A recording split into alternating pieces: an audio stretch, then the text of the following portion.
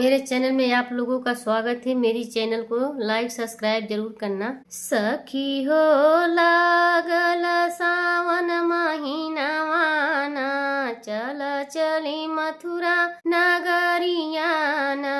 सखी हो लागल सावन महीनावाना, चल चली मथुरा नगरियाना। सखी हो लागल सावन महीनावा, चल चली गोकुला नगरियाना। सखी हो लागल सावन महीनावा, चल चली गोकुला नगरियाना। वृंदावन और गोकुल द्वारे जमुना, जल बही जाए किनारवाना, जल बही जाए किनारवाना।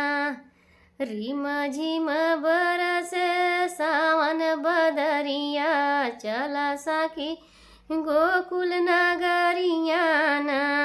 रिम झिम बरसे सावन बदरिया, चल चली गोकुल नगरियाना।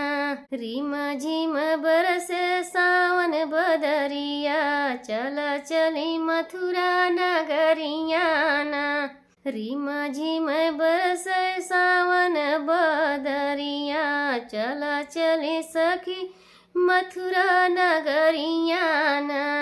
जमुना जलधारी कांदा द्वारे, मांगी मनवती हाथै पसारीन, मांगी मनवती हाथै पसारीना। जय जय जय करी गुणगनवा, चल चली मथुरा नगरियाना। जय जय करी गुणगनवा, चल चली मथुरा नगरियाना।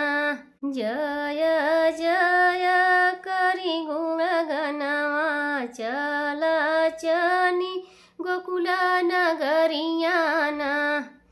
जय जय जय करी गुणगनवाना, चल चली मथुरा गोकुला नगरियाना।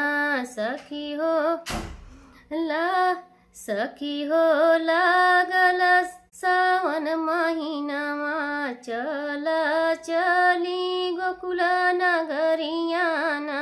सखी हो लागल सावन महीनावा, चल चली गोकुला नगरियाना। सखी हो लागल सावन महीनावा, चल चली मथुरा नगरियाना। सखी हो लागल सावन महीनावा, चल चली मथुरा नगरियाना।